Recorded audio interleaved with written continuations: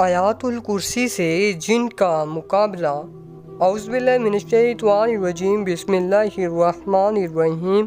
ناظرین گرامی، السلام علیکم ورحمۃ اللہ وبرکاتہ۔ کئی دفعہ سنا تھا کہ چوروں سے بچاؤ کے لیے اور جن کے شر سے محفوظ رہنے کے لیے آیات الکرسی بہت ہی مفید ہے۔ جب میں سعودی عرب بریدہ میں سروس کر رہا تھا تو رہائش کے لیے 2 منزلہ فلیٹ نما گھر ملا جو کافی مدت سے خالی پڑا تھا، بالکل نیا تھا اور بڑی سڑک پر واقع تھا۔ اوپر والی منزل میں نے رہنا شروع کر دیا اور نیچے کی منزل میں کلینک بنا دیا۔ اس فلیٹ میں 3 کمرے تھے اور ایک دروازہ باہر کو کھلتا تھا۔ اس میں ایک چھوٹا باورچی خانہ اور غسل خانہ بھی تھا۔ ایک کمرہ ہمیشہ خالی رہتا تھا اور اس کی کنڈی باہر سے بند تھی۔ درمیان والے کمرے میں سوتا تھا اور آخری کمرے کو بطور بیٹھک استعمال کر رہا تھا۔ ایک دن میں نے مچھلی پکائی، بازار سے روٹی لینے گیا۔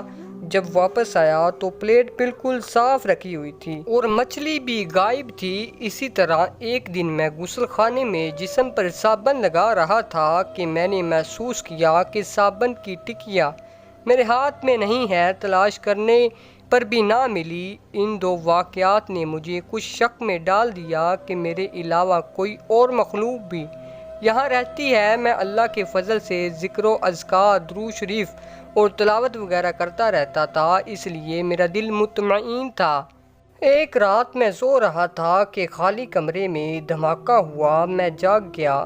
اس کا دروازہ جو باہر سے بند تھا ایک آواز سے کھل گیا اور وہاں سے 10 سال کا بچہ میری طرف غصے کے عالم میں آ رہا تھا۔ میں فوراً سمجھ گیا اور آیات الکرسی اونچی اونچی آواز میں پڑھنا شروع کر دی۔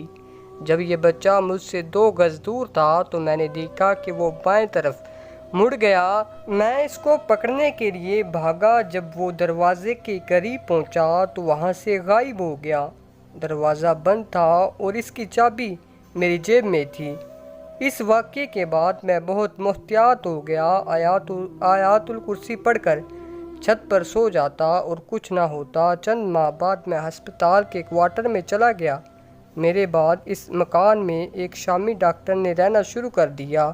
ایک دن شامی ڈاکٹر ڈیوٹی پر نہ آیا تو نوکر کو بھیجا گیا تو گھر کے اندر سے کراہنے کی آواز آ رہی تھی۔